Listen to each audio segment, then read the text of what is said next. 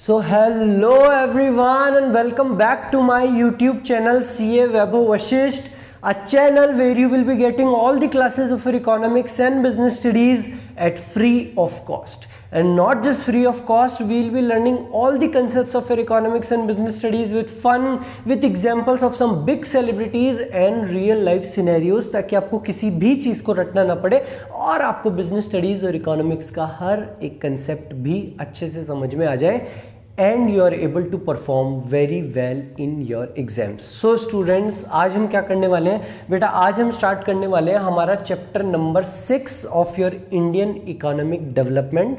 केवल इसको स्टार्ट ही नहीं, आज हम उसको ख़त्म भी कर देंगे वन शॉट में. Your chapter number 6 rural development. So as the name suggest itself rural development, यानी कि हमारे इंडिया के रूरल एरियाज का डेवलपमेंट, जो गांव खेड़े हैं उनका डेवलपमेंट करना. किस फ्रंट पे? उनका इकोनॉमिक और सोशल दोनों के फ्रंट पे उसका डेवलपमेंट करना, वही हमारा रूरल डेवलपमेंट कहलाता है. सो ये rural development is nothing but to create an action plan for the economic and social growth of the rural areas. Economic and social growth of the rural areas. तो ये तो रही वो definition, वो easy सी definition जो आपको exam में लिख के आनी है और आपको आराम से याद भी हो जाएगी. एक्शन प्लान, इकोनॉमिक, सोशल, बस ये तीन शब्द आपको याद करने हैं. मेन चीज़ हम इस चैप्टर में क्या करने वाले हैं, तो मेन चीज़ अब आती है वो पिक्चर जो आपके माइंड में क्रिएट होनी चाहिए.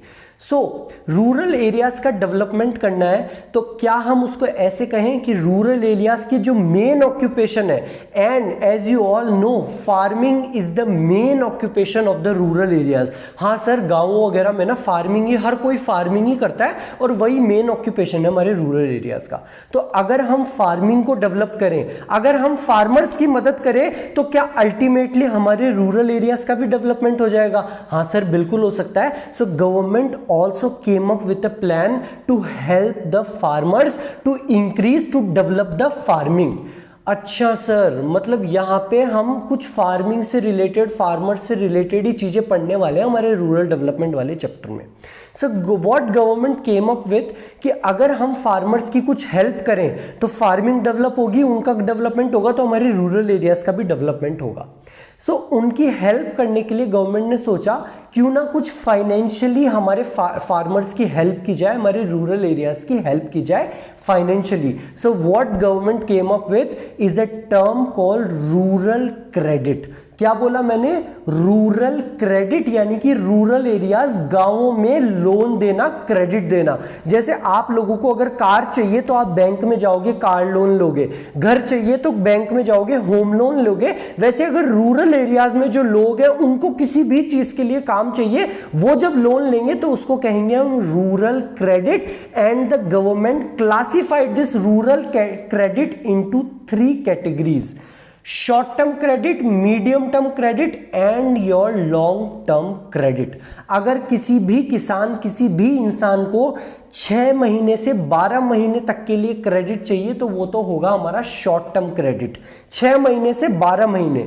अगर किसी को 12 महीने यानी कि 1 साल से 5 साल तक, 1 साल से 5 साल तक चाहिए तो वो होगा हमारा मीडियम टर्म क्रेडिट. और किसी को भी 5 साल से ज्यादा के लिए अगर लोन चाहिए, क्रेडिट चाहिए, तो that was classified under long term credit. Sir, किसी भी किसान को 12 महीने से 6 महीने से 12 महीने के लिए किस चीज के लिए पैसा चाहिए होगा? तो सपोज उसको सीड्स खरीदने हैं, उसको फर्टिलाइजर खरीदने हैं, अपने जो उसने फसल उगाई है, क्रॉप्स उगाए हैं, उसमें फर्टिलाइजर, सीड्स, केमिकल, जो ये पेस्टिसाइड्स वगैरह होते हैं, केमिकल पेस्टिसाइड्स वगैरह, ये सब चीज़ें खरीदनी है तो वो जाएगा बैंक के पास में. रीजन रूरल बैंक से अलग अलग तरीके की वो हम आगे पढ़ने वाले हैं.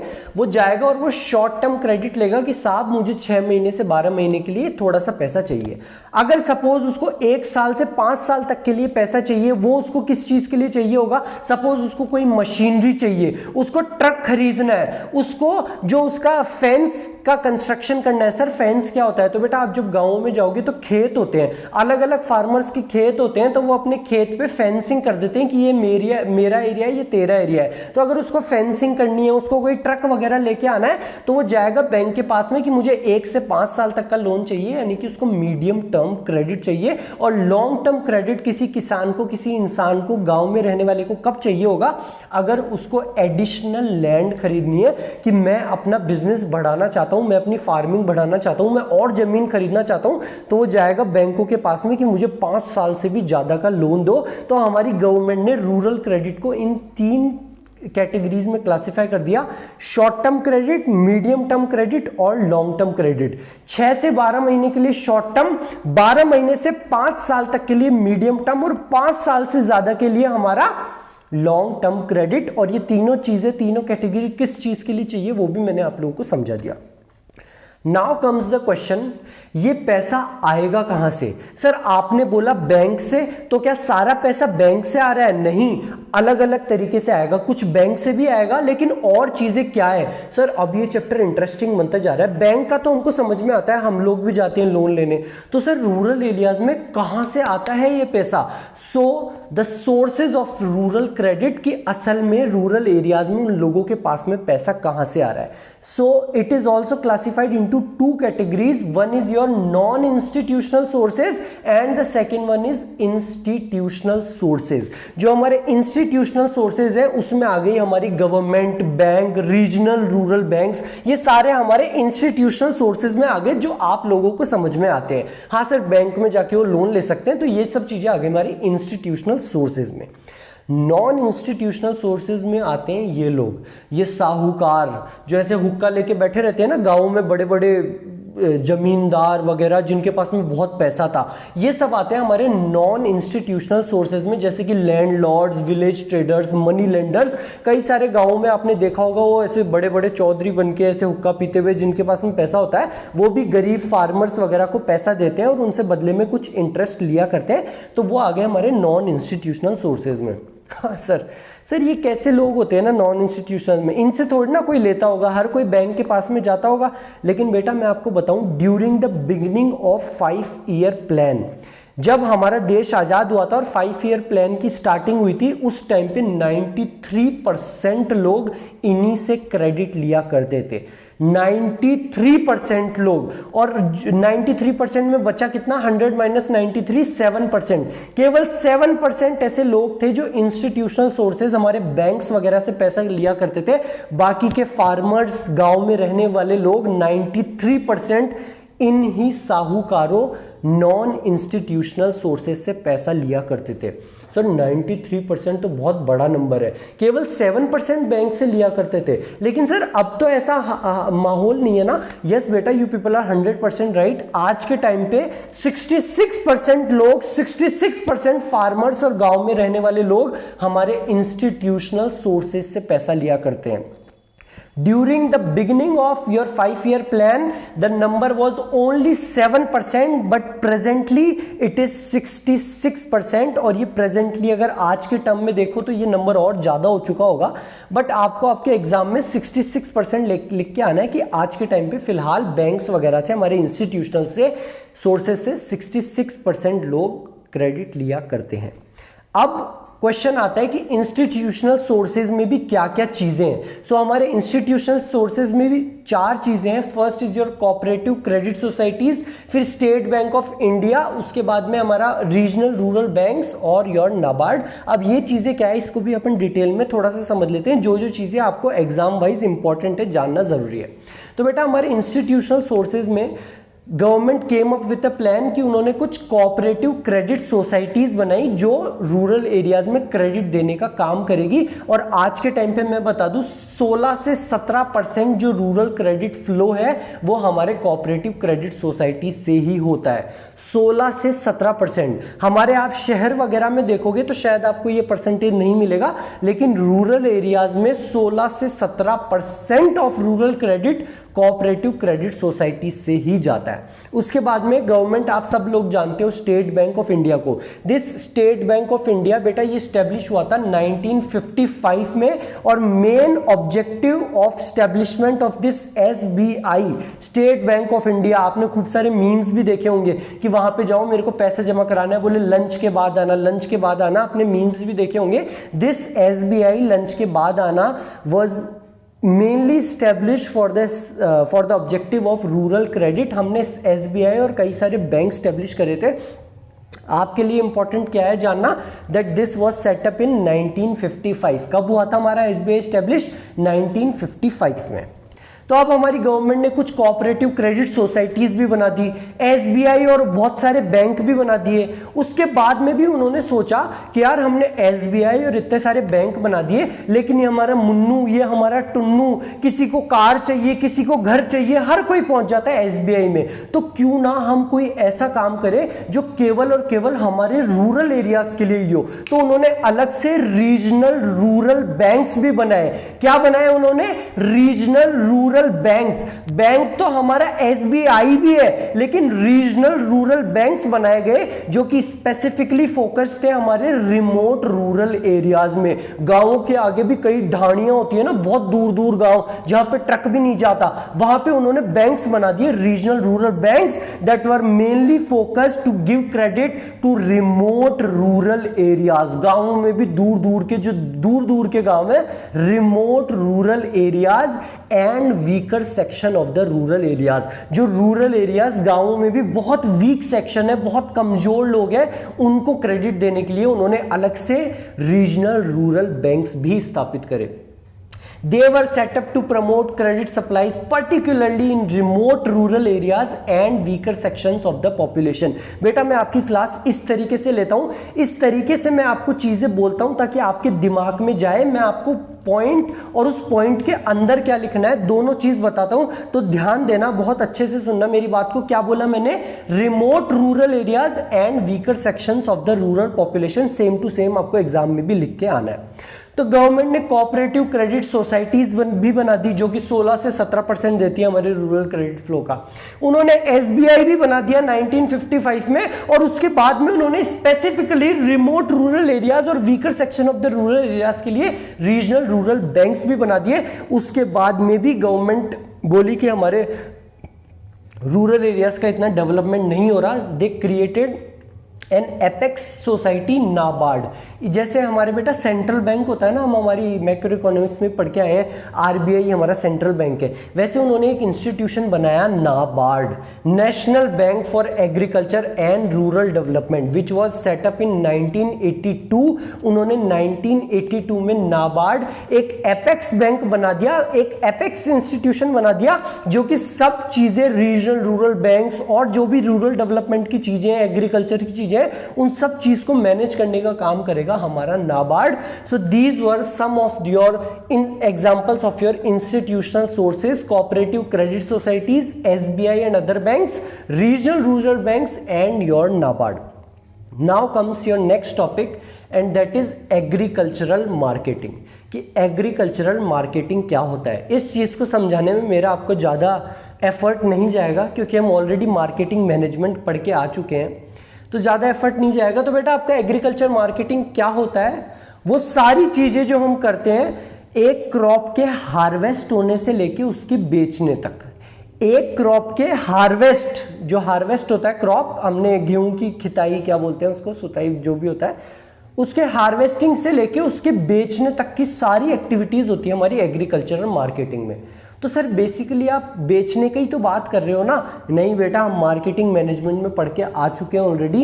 एक क्रॉप के हार्वेस्ट होने से लेके सेल होने तक में कई सारी चीजें होती है, उसको गैदर करना, प्रोसेस करना, उसको ग्रेड करना कि ये गेहूं है 26 रुपए किलो, ये गेहूं है 24 रुपए किलो, ये गेहूं है और भी महंगा 30 रुपए किलो, ये सब्जी, ये नींबू है इतने रुपए किलो, ये इतने रुपए किलो। उनको अलग अलग ग्रेड करना, उनकी पैकिंग करना, उनको स्टोर करना और उनको तब बेचना। Selling the produce when the price is lucrative. जब हमारे आलू की, जब हमारे गेहूं की प्राइस बहुत ल्यूक्रेटिव है, उनको तब बेचना, तब तक के लिए उनको स्टोर करना। ये सारी एक्टिविटीज आती है हमारे एग्रीकल्चरल मार्केटिंग में। So what is agricultural marketing? It includes all the process between harvesting and final sale of the produced. Harvesting से लेके फाइनल सेल के बीच में जितनी भी एक्टिविटीज है वो सारी हमारी एग्रीकल्चरल मार्केटिंग में आती है। और वो क्या क्या एक्टिविटीज होती है? Gathering the produce, processing the produce. हमने गेहूं उगा लिए तो गेहूं पूरा के पूरे एक उसमें उगता है ना, क्रॉप जिसको बोलते हैं, फिर उसको हमको गैदर करना है, उसको प्रोसेस करना है। उसको जब हम प्रोसेस करेंगे तो वो चीज़ अलग हो जाएगी जो गायों को चारा हम देते हैं। आप लोग सोच रहे होंगे नाम ही नहीं पता, तो यार हम फार्मिंग नहीं करते तो वो नाम नहीं पता कि जो गायों को चारा देते हैं वो चीज़ अलग हो जाएगी और गेहूं अलग हो जाएगी। वो होता है हमारा प्रोसेसिंग। फिर उनको ग्रेड करना कि ये 24 रुपये किलो गेहूँ, ये 30 रुपये किलो गेहूँ, ये 36 रुपये किलो गेहूँ। उनको पैकेज करना, एक बोरी में बांधना, उनको स्टोर करना और उनको तब बेचना when the price is lucrative. All these activities they sum up and be called as agricultural marketing. तो अब सवाल आता है, गवर्नमेंट ने बोला हमको इस एग्रीकल्चरल मार्केटिंग को प्रमोट करना पड़ेगा, इसको और मार्केटिंग को हमको प्रमोट करना पड़ेगा, इनको अच्छा करना पड़ेगा, तो उसके लिए गवर्नमेंट ने कुछ काम करे। पर गवर्नमेंट ने इसको प्रमोट क्यों करा, उससे पहले हमको समझनी पड़ेगी वो दिक्कत जिसकी वजह से एग्रीकल्चरल मार्केटिंग को बढ़ावा दिया गया, कि वो दिक्कत क्या थी। और वो दिक्कत का नाम था डिस्ट्रेस सेल।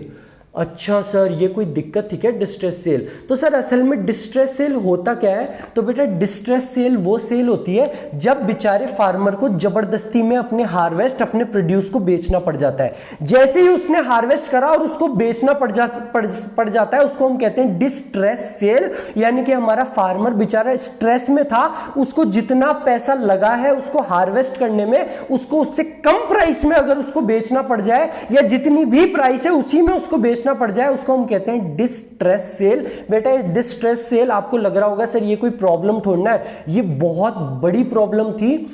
इस प्रॉब्लम के चलते ना जाने कितने मासूम फार्मर्स, कितने मासूम किसानों ने अपनी जान दे दी थी।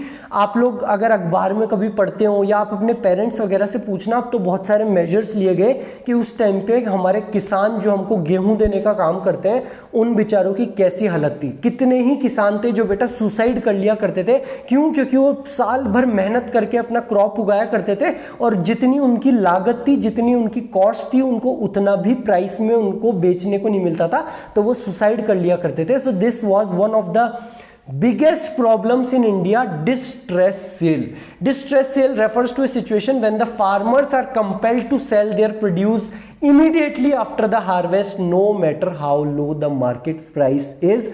Farmers को immediately harvest करने के तुरंत बाद में अपना प्रोड्यूस को बेचना पड़ जाए, no matter कितनी भी कम उनकी मार्केट प्राइस है, तो उसको डिस्ट्रेस सेल बोलते हैं। ये बहुत बड़ी प्रॉब्लम थी हमारे इंडिया की। इस प्रॉब्लम की वजह से कई सारे किसानों ने सुसाइड कर ली थी। So government came up with a plan to promote agricultural marketing, और उसके लिए गवर्नमेंट ने क्या क्या स्टेप्स लिए तो वो हम देख लेते हैं अब। Measures initiated by the government to improve marketing system, कि हमारे जो मेजर्स हमारी गवर्नमेंट ने लिए मार्केटिंग सिस्टम को इंप्रूव करने के लिए, ताकि जो फार्मर्स हैं उनको डिस्ट्रेस सेल ना करनी पड़े और अल्टीमेटली हमारे फार्मर्स सुसाइड ना करें। So what were the measures? First was creation of regulated markets, provision of physical infrastructure, cooperative agriculture marketing societies and some policy instruments, जो कि बहुत इंपॉर्टेंट है। आपको एग्जाम वाइज नहीं भी हो तो आपको जेन्युइनली एक जनरल नॉलेज वाइज ये चीज जानना। तो अब ये चीज क्या है, इसको हम एक एक को डिटेल में समझ लेते हैं। So your first major, regulated markets. तो गवर्नमेंट ने क्या करा कि यार ये हमारे जो बेचारे किसान हैं, जो असल में अन्नदाता है हमारे, जिनकी वजह से सबको खाने को मिलता है, इनके साथ में बहुत बुरा हो रहा है। इनके साथ में होता क्या है, इनको बहुत ही सस्ते में ठग लिया जाता है। तो government came up with a plan, क्यों ना हम रेगुलेटेड मार्केट्स बनाए। आपने सब्जी मंडी, अनाज मंडी, गेहूं मंडी, फूल मंडी, इन सब का नाम सुना होगा। फूल मंडी में फूल मिलते हैं, सब्जी मंडी में सब्जी मिलती है, फल मंडी में फल मिलते हैं। तो बेटा गवर्नमेंट ने मंडियां बनाई, वो these mandis were nothing but your regulated markets, और ये रेगुलेटेड मार्केट्स में फार्मर्स जाता है and these are controlled, these are monitored by market committee. एक मार्केट कमिटी बनाई किसके द्वारा, जिसमें गवर्नमेंट भी होगी, फार्मर्स भी होगी और ट्रेडर्स भी होंगे। बड़े बड़े फार्मर्स कि एक फार्मर का नेता ले लिया और एक गवर्नमेंट का एग्जीक्यूटिव आ गया, एक फार्मर का नेता, एक ट्रेडर का नेता, तीनों के द्वारा एक कमिटी बनाई गई कि आप इस मंडी को मॉनिटर करोगे और आप लोग ये देखोगे कि किसी भी फार्मर का, किसी भी अन्नदाता का शोषण ना हो। So government created some regulated markets which are what, nothing but your mandi, सब्जी मंडी, फूल मंडी, फल मंडी वगैरह। Regulated markets have been established where sale and purchase of produce is monitored by whom, market committee. और ये मार्केट कमिटी किन के द्वारा बनाई गई थी, comprised of representatives of government, farmers and traders. Government, farmer और ट्रेडर तीनों के रिप्रेजेंटेटिव, तीनों के नेता आए, उन्होंने एक मार्केट कमिटी बनाई दैट, और उस मार्केट कमिटी का काम क्या है, वो मॉनिटर करेगी सेल और परचेज को हमारी सब्जी मंडी, फूल मंडी, फल मंडी में। पहला स्टेप, पहला मेजर तो था गवर्नमेंट का रेगुलेटेड मार्केट्स बनाना कि हमारे फार्मर्स, हमारे अन्नदाता का शोषण ना हो। दूसरा उनका स्टेप था, दूसरा मेजर था provision of physical infrastructure banana. Physical infrastructure का मतलब क्या है, it includes transport facilities, storage facilities and processing units. Government बोली कि हमारे फार्मर्स के लिए ट्रांसपोर्ट फैसिलिटीज भी होनी चाहिए, स्टोरेज फैसिलिटीज भी होनी चाहिए और प्रोसेसिंग यूनिट्स भी होनी चाहिए। तो सर रेगुलेटेड मार्केट का तो मतलब हमको समझ में आ गया कि जो भी हमारी मंडी है, जो भी हमारा किसान अपना अनाज, अपना फल वगैरह बेचने जाएगा तो वो मॉनिटर करेगी कि किसी भी किसान के साथ में गलत नहीं हो, उसको सही प्राइस पे बेचा जाए। सर ये फिजिकल इंफ्रास्ट्रक्चर से हमारे किसानों का, हमारे अन्नदाता का क्या फायदा होने वाला है, बताना जरा। तो बेटा सपोज हमारा जयपुर शहर है, उसके दूर कोई गांव है, हमारी सारी फार्मिंग और सारी कल्टीवेशन वगैरह दूर रूरल एरियाज में ही होती है, आप लोग जानते हो। तो पहले के टाइम पे ट्रांसपोर्ट फैसिलिटीज नहीं थी, तो जो किसान होते थे उनको क्या करना पड़ता था, जो भी उनका प्रोड्यूस है, जो भी उनके जस्ट पास में मंडी है, वहां पे लाके बेचना पड़ता था। अब जयपुर से दूर एक दूध की मंडी है, कोई दूधू मंडी है, कोई दूसरे गांव में मंडी है, वहां पे तो है कम प्राइस, लेकिन क्योंकि ट्रांसपोर्ट फैसिलिटीज हो गई, ट्रक वगैरह चलने लग गए, लॉरी वगैरह चलने लग गई, तो वही फार्मर्स मिलके एक बड़ी मंडी में आ सकते हैं। जयपुर की एशिया की आई गेस बिगेस्ट फूल मंडी है यहाँ पे, मुहाना मंडी। वही फार्मर्स यहाँ पे मुहाना मंडी में अपने प्रोड्यूस की ज्यादा प्राइस ले सकते हैं। So this was one of the major benefit of creating physical infrastructure.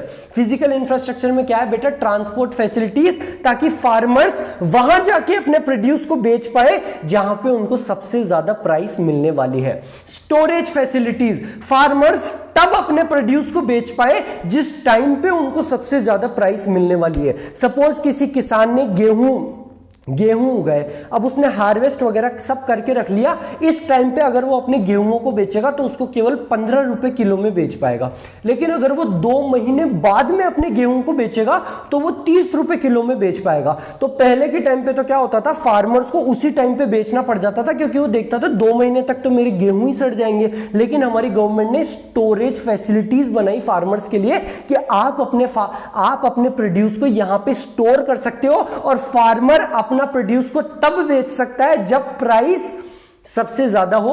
So transport facilities तो बनाई गई ताकि फार्मर अपने प्रोड्यूस को वहां बेच पाए जहां पे सबसे ज्यादा प्राइस हो, और स्टोरेज फैसिलिटीज की वजह से फार्मर अपने प्रोड्यूस को तब बेच सकता है, उस टाइम पे बेच सकता है जब प्राइस सबसे ज्यादा हो।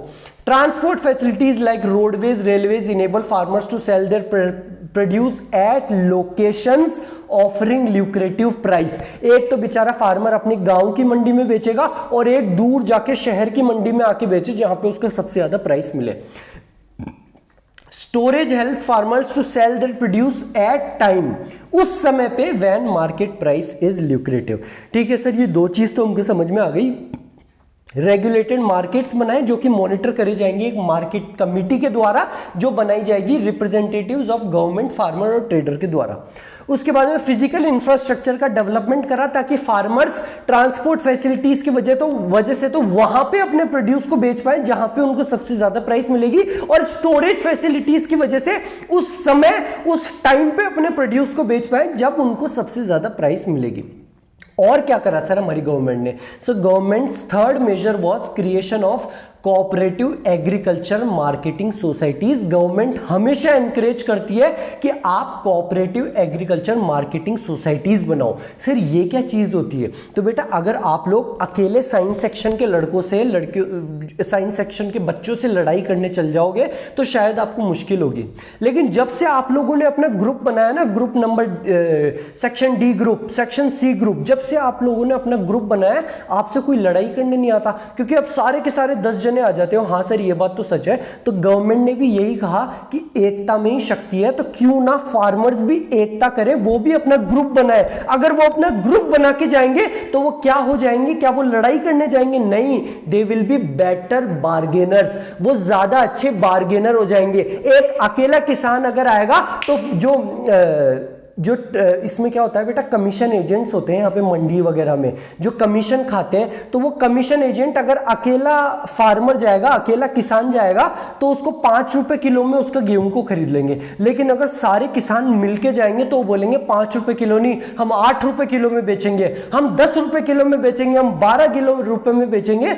So if the farmers come up, अगर वो एकता के साथ एक सोसाइटी बना के जाएंगे, so they will be better bargainers of their produce.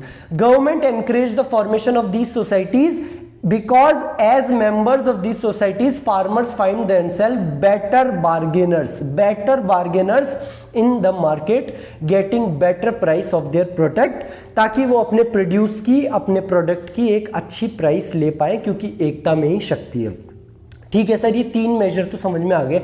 और क्या करा हमारी गवर्नमेंट ने? तो गवर्नमेंट ने रेगुलेटेड मार्केट्स बना दिए, उन्होंने physical infrastructure, transport facilities, storage facilities का डेवलपमेंट करा, उन्होंने एनकरेज करा कि आप लोग एकता दिखाओ, कुछ कोऑपरेटिव एग्रीकल्चर मार्केटिंग सोसाइटीज बनाओ। इसके बाद भी अगर बात नहीं बनी, इसके बाद भी हम किसी फार्मर्स को डिस्ट्रेस सेल करनी पड़ी, तो हमारी government they came up with some policy instruments. वो कुछ पॉलिसीज लेके आई, जैसे कि minimum support price, buffer stock वगैरह को मेंटेन करना, ये पॉलिसीज लेके आई हमारी गवर्नमेंट। मिनिमम सपोर्ट प्राइस, बेटा मिनिमम सपोर्ट प्राइस MSP, इसकी वजह से हमारे देश को देखा जाए तो बहुत नुकसान हुआ है, बट स्टिल मैं कहूंगा this was one of the master stroke of the government, क्योंकि ये प्रॉब्लम सच में बहुत बड़ी थी। फार्मर्स को सच में सुसाइड करना पड़ रहा था, कई फार्मर्स सुसाइड कर रहे थे।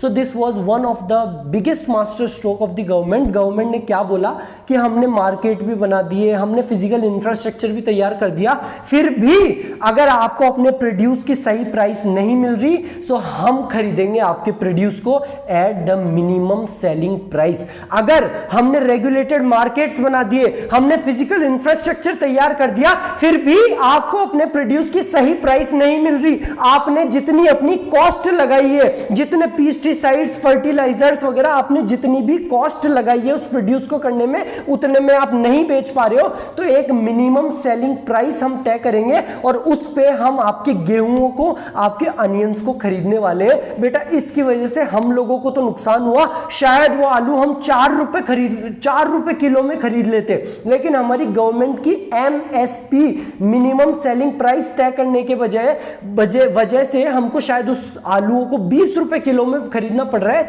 लेकिन हमारे फार्मर्स, हमारे अन्नदाताओं के लिए ये पॉलिसी बहुत राहत का काम दी थी। गवर्नमेंट ने एक मिनिमम सेलिंग प्राइस तय कर दी थी। So this was your fourth measure adopted by the government, setting of policy instruments, जैसे कि मिनिमम सपोर्ट प्राइस MSP को तय करना, बफर स्टॉक्स को मेंटेन करना वीट और राइस के, and distribution of food grains through PDS।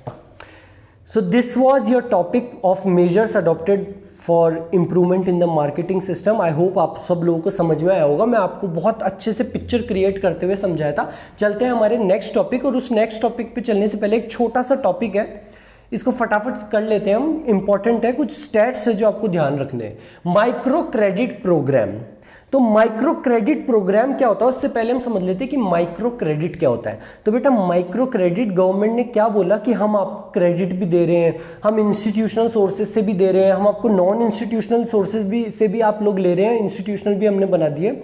उसके अलावा भी गवर्नमेंट बोली कि कुछ माइक्रो क्रेडिट भी होना चाहिए। और माइक्रो क्रेडिट क्या होता है कि किसी भी किसान, किसी भी रूरल एरिया में रहने वाले इंसान को अगर कोई पैसों की जरूरत है, माइक्रो छोटे से अमाउंट की जरूरत है, तो वो लोग आपस में एक ग्रुप बना ले और उसी में वो अपना एक दूसरे की मदद करना चालू करें। यानी कि हर कोई 10 बंदे, जैसे कि आप लोगों की क्लास में आप लोग बेस्ट फ्रेंड्स, आप 10 जने मिलो, एक ग्रुप बनाओ खुद का और खुद ही सेविंग्स करना चालू करो। हर महीने की आप लोग 1000 रुपए की सेविंग कर रहे हो और जिस भी आपके दोस्त को, जिस भी आपके भाई को पैसों की जरूरत पड़ी, आपने उसको पैसे दे दिए। जब उसका काम पूरा हो गया, उसने अपने पैसे लौटा दिए। तो आप लोग एक ग्रुप बनाते हो और स्मॉल सेविंग्स करना चालू करते हो और ग्रुप में जिसको भी पैसे की जरूरत है आप लोग उसको देते हो और वो आपके पैसे लौटा देता है। ये था हमारा micro credit programme. Your micro credit means giving small loan to the individuals, enabling them to become self-employed by establishing small enterprises। छोटे मोटे पैसे देना ताकि वो सेल्फ एम्प्लॉयड, खुद एक अपने पैरों पे खड़े हो जाए, कुछ स्मॉल एंटरप्राइज खड़ी करके। तो आप लोगों को लग रहा होगा सर ये क्या बकवास सी बात है सर ऐसे थोड़ा ना, हम तो हमारी क्लास में ऐसा करेंगे ना तो सर बिल्कुल भी सक्सेसफुल नहीं होगा। तो आप लोग जो इसको बकवास समझ रहे हो तो कुछ स्टैट्स पे ध्यान देना। ऐसा ही एक माइक्रो क्रेडिट प्रोग्राम था सेल्फ हेल्प ग्रुप। प्रेजेंट में अराउंड 54 लाख वुमेन एसएचजीज प्रिवेल करते हैं। 54 लाख ऐसे ग्रुप है, जैसे आप अपनी क्लास का ग्रुप बना रहे थे, ऐसे 54 lakh women self help group है जो कि मदद कर रहे हैं। किसके द्वारा बनाए गए हैं? 6 करोड़ वुमेन, 6 करोड़ वुमेन के द्वारा 54 लाख वुमेन एसएचजीज बनाए गए हैं जो कि आपस में एक दूसरे को मदद करते हैं, जो प्रमोट करते हैं कि आप सब लोग सेविंग्स करो और जिसको भी जरूरत है उसको दो ताकि वो भी अपने पैरों पे खड़ा हो पाए और अपने पैसे लौटा पाए। Presently near 54 lakh women SHGs with almost 6 crore women as members are operating across different rural areas। अब चलते हैं बेटा हमारे next topic, diversification of productive activities. हमारी प्रोडक्शन एक्टिविटीज को डाइवर्सिफाई कर देते हैं कि किस हमारे रूरल एरियाज में कैसे कैसे तरीके का काम किया जाता है। तो सबसे पहले तो है बेटा एनिमल हस्बेंड्री। मैं एक बार आप लोगों को समझा दूं तो एनिमल हस्बेंड्री, फिशरीज, हॉर्टिकल्चर वगैरह हमने इस तरीके से कैटेगरीज बना दी। सबसे पहले है आपका एनिमल हस्बेंड्री। एनिमल हस्बेंड्री को हम लाइव स्टॉक फार्मिंग भी कहते हैं। ये पिक्चर्स देख के आपको ऑलरेडी समझ में आ गया होगा। गायों को पालना, ये मुर्गी वगैरह को रखना, ये सारा काम आता है हमारे एनिमल हस्बेंड्री में। अगर इसको हम तोड़ के समझे कि लाइव स्टॉक फार्मिंग किस किस तरीके से होता है, तो पोल्ट्री तो सबसे ज्यादा है, 61% मुर्गियों को रखना, उनके अंडे वगैरह का वो सब करना। कैटल्स एंड बफेलोज है 22% and your goats and sheeps are 16%। इसमें बेटा समझाने लायक कुछ भी नहीं है। These are some stats that you need to remember, you need to memorise. 2019 के स्टैट्स याद कर लो तो उस टाइम पे 303 मिलियन कैटल थी जिसमें से 110 मिलियन बफेलोज थे। 303 मिलियन कैटल में से 110 मिलियन बफेलोज थे, तो बचे हुए 193 क्या हो गई, गाय वगैरह हो गई हमारी। So these are some stats that you need to remember. Next भी हमारा स्टैट ही है फिशरीज। आप सब लोग जानते हो मछुआरे वगैरह जो मछलियों को पकड़ते हैं, मच्छी जो ये भी one of the biggest category of production activity in the rural areas है फिशरीज। फिशरीज के बारे में बताऊं तो बेटा ये जो इनलैंड सोर्सेज है ये तो होता है हमारा 65% जो हमारा फिशेज वगैरह मिलती है वो तो मिलती है इनलैंड सोर्सेज से और 35 मिलती है हमारी मरीन सोर्सेज से। इनलैंड सोर्सेज क्या होते हैं, तो जो हमारे देश में इंडिया की लैंड पे जो रिवर्स वगैरह आपको मिल जाएगी, ब्रह्मपुत्रा, चंबल नदी, ब्रह्मपुत्रा, जितनी भी रिवर्स जो हमारे इस एरिया में ही है, जो हमारे इंडिया के लैंड एरिया में जो रिवर्स वगैरह है, ये तो सारी हमारी इनलैंड सोर्सेज और 65% ऑफ द फिशरीज प्रोडक्शन आता है हमारे इनलैंड सोर्सेज से और बचा हुआ 35% आता है मरीन सोर्सेज से। मरीन सोर्सेज में हो गए हमारे सीज, ओशियंस वगैरह। हमारे मुंबई से आप देखोगे, गुजरात के जो बीचेस वगैरह से आप देखोगे ना, आपको कभी मछुआरे दिख जाएंगे। तो जो मछलियों को समुद्र में पकड़ने का काम करते हैं वो होता है हमारा मरीन सोर्सेज। 65% तो आता है इनलैंड सोर्सेज से और मरीन सोर्सेज से हमारा आता है केवल 35%। दिस फिशरीज प्रोडक्शन, आपको लग रहा होगा सर छोटा मोटा काम होगा ये, तो आप कहाँ इसको हमारे बीच में पढ़ा रहे हो, बट बेटा this contributes 0.9% of total GDP. हमारी जीडीपी, हमारी इंडिया की टोटल जीडीपी का 0.9% कंट्रीब्यूशन आता है हमारे फिशरीज सेक्टर से, 0.9%। तो आप जो सोच रहे हो ना कि मछलियों का पकड़ना का काम छोटा सा ही है, ये बहुत बड़ा काम है हमारी जीडीपी का, 0.9%। यहाँ पे सारे अब आपको स्टेट्स की बातें आने वाली है जो आपको याद रखनी है। एनिमल हस्बेंड्री देख लो, ये भी आपको स्टेट्स याद रखने हैं, इसमें मैं आपको बार बार बोल के कुछ समझा नहीं सकता, सीधा पढ़ोगे स्टेट्स है केवल। फिशरीज में देख लो 0.9%, 65%, 35%, ये सब आपको चीज़ें याद रखनी है। Then comes your horticulture. Horticulture क्या होता है बेटा, जैसे कि गेहूं का प्रोडक्शन वगैरह होता है, तो हॉर्टिकल्चर में हमारे होता है सब्जियों वगैरह का और फ्रूट्स वगैरह का प्रोडक्शन। पहले के टाइम पे ये इतना नहीं चलता था, लेकिन आज के टाइम पे मैं बता दूं तो एग्रीकल्चर आउटपुट का 1/3 कंट्रीब्यूट करता है हमारा हॉर्टिकल्चर से। आज के टाइम पे फल वगैरह, सब्जी वगैरह, इनकी बहुत रिक्वायरमेंट बढ़ चुकी है। पहले के टाइम पे केवल गेहूं का ही ज्यादा प्रोडक्शन होता था, गेहूं और चावल का, लेकिन आज के टाइम पे मैं बताऊं तो अपने फ्रूट्स, वेजिटेबल्स, आप सब लोग फ्रूट्स खाना वगैरह पसंद करते हो, तो इसका हॉर्टिकल्चर का जो एग्रीकल्चर आउटपुट का कंट्रीब्यूशन है वो भी बहुत बढ़ चुका है। And India is the second largest producer of fruits and vegetables in the world. हमारे पूरे वर्ल्ड में इंडिया सेकेंड लार्जेस्ट प्रोड्यूसर है फ्रूट्स और वेजिटेबल का। एंड जो हमारे जीडीपी में कंट्रीब्यूशन है हमारे हॉर्टिकल्चर से, that is 6% of GDP in India. Fisheries से कितना था, 0.9%, और हॉर्टिकल्चर से है हमारा 6% ऑफ जीडीपी इन इंडिया का कंट्रीब्यूशन है हमारे हॉर्टिकल्चर से। Then comes your next topic, बहुत ही इंपॉर्टेंट टॉपिक, आपका लास्ट टॉपिक इस चैप्टर का, ऑर्गेनिक फार्मिंग। ऑर्गेनिक फार्मिंग आपने बहुत सारे लोगों ने सुना भी होगा, आजकल बहुत ट्रेंडिंग टॉपिक में है। ऑर्गेनिक सब्जियां खाओ, ऑर्गेनिक ब्लूबेरीज, ऑर्गेनिक स्ट्रॉबेरीज, बड़े बड़े अमीर लोग खा रहे हैं फिलहाल अभी तो ये ब्लूबेरीज वगैरह। लेकिन ये organic farming it is the future of India. मैं आप लोगों को बताऊं, आप लोगों ने शार्क टैंक में भी देखा होगा, एक IIM या IIT के कोई बंदे थे जो कि इसके ऊपर कोई स्टार्टअप लेके आए थे और उनको शार्क टैंक में अच्छा खासा रिस्पॉन्स भी मिला था I think. So organic farming असल में होता क्या है? So organic farming is nothing but a system of farming that relies upon the use of organic inputs. अगर हम हमारी फार्मिंग में ऑर्गेनिक इनपुट्स पे रिलाई करेंगे तो वो होता है ऑर्गेनिक फार्मिंग। सर ये ऑर्गेनिक इनपुट्स क्या होते हैं? तो ऑर्गेनिक का मतलब समझ लेते हैं। ऑर्गेनिक का मतलब वो होता है कि अगर कोई भी चीज लिविंग बीइंग से अगर कोई चीज आ रही है, लिविंग बीइंग से अगर कोई इनपुट आ रहा है तो वो होता है हमारा ऑर्गेनिक। और अगर किसी इनपुट को हम खुद से बना रहे हैं तो वो होता है इनऑर्गेनिक। ऑर्गेनिक तो होता है जो लिविंग मटेरियल से आ रहा है, लिविंग बीइंग से आ रहा है, और इनऑर्गेनिक होता है जो हम खुद से बनाते हैं। तो हम हमारे जब पढ़ते हुए आ रहे थे, चैप्टर्स पढ़ते हुए आ रहे थे, तो ग्रीन रेवोल्यूशन के टाइम पे मैंने आप लोगों को बताया था HYV सीड्स। हाँ सर आपने बताया था हाई यील्ड वैरायटी सीड्स, उसमें हम नए तरीके के सीड्स लेके आए थे। तो बेटा वो जो नई तरीके के सीड्स थे उनमें फर्टिलाइजर्स की भी जरूरत थी। हाँ सर आपने बताया था वो एक पूरे तरीके का पैकेज होता है कि HYV सीड्स लगा रहे हो तो फर्टिलाइजर भी डालने पड़ेंगे, इंसेक्टिसाइड्स भी डालने पड़ेंगे, और इरिगेशन फैसिलिटीज भी होनी चाहिए, वो पानी भी बहुत ज्यादा मांगते थे।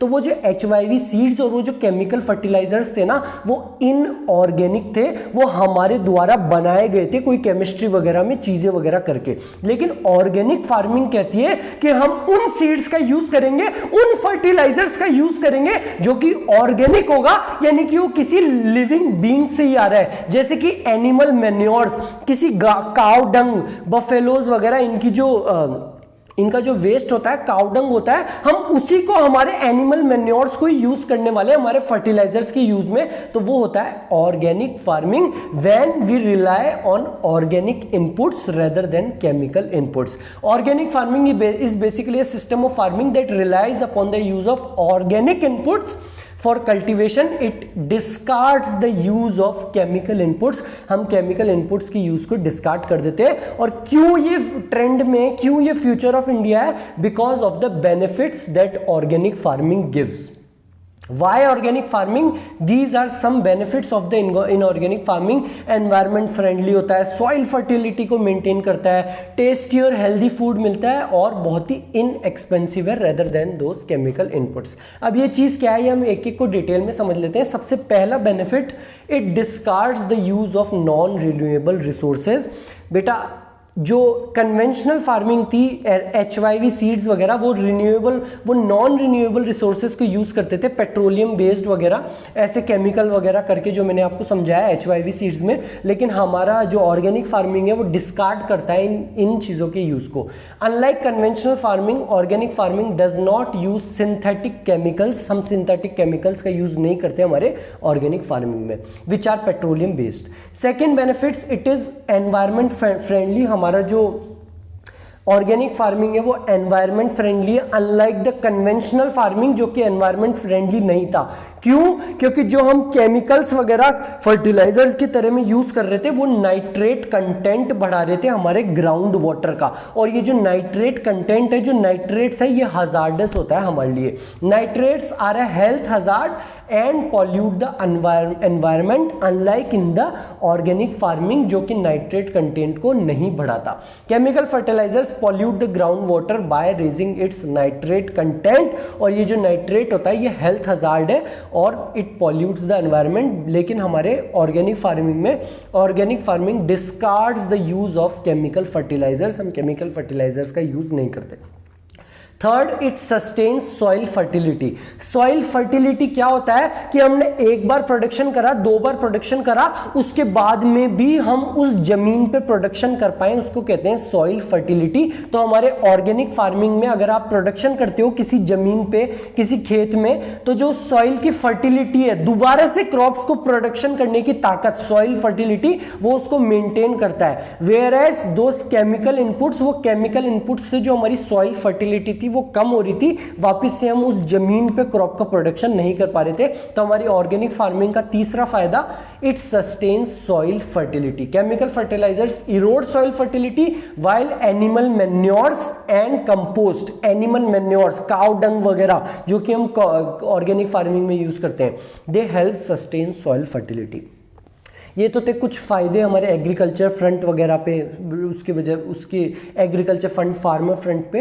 ये फ़ायदा है बेटा हम लोगों के लिए, ऑर्गेनिक फार्मिंग की वजह से हमको भी हेल्दियर और टेस्टियर फूड मिलता है। एक स्टडी में पाया गया था कि ऑर्गेनिक फार्मिंग के द्वारा किया गया प्रोडक्शन और केमिकल, हमारा कन्वेंशनल फार्मिंग केमिकल्स वगैरह के द्वारा किया गया प्रोडक्शन में, जो ऑर्गेनिक फार्मिंग का प्रोडक्शन था, गेहूँ सब्जी वगैरह, वो ज़्यादा न्यूट्रिशियस थे rather than the conventional farming. तो ऑर्गेनिक फार्मिंग की वजह से हमको भी हेल्दियर और टेस्टियर फूड मिलता है। Organic farming offers healthier and tastier food compared with conventional farming. Recent studies have found that organic grown food is more nutritious than the food from chemical farming.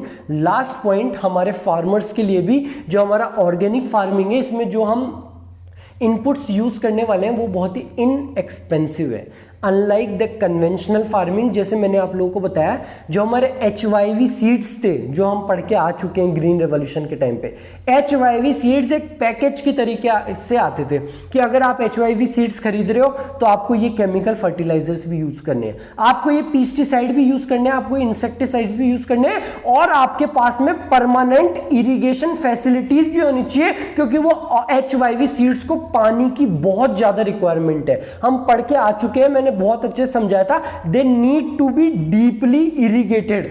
HYV seeds need to be deeply irrigated, यानी कि उनको पानी की बहुत ज्यादा requirement है। एक farmer बारिश रेनफॉल के ऊपर निर्भर नहीं रह सकता, उसको permanent means of irrigation facility होना चाहिए। तो वो एक्सपेंसिव पड़ता था हमारे अन्नदाता, हमारे फार्मर्स के लिए भी। Whereas your organic farming is an inexpensive technology. अगर आप लोग गायों वगैरह को मेंटेन कर रहे हो तो उसी का एनिमल मैन्योर ही आपको फर्टिलाइजर्स वगैरह के रूप में यूज करना है।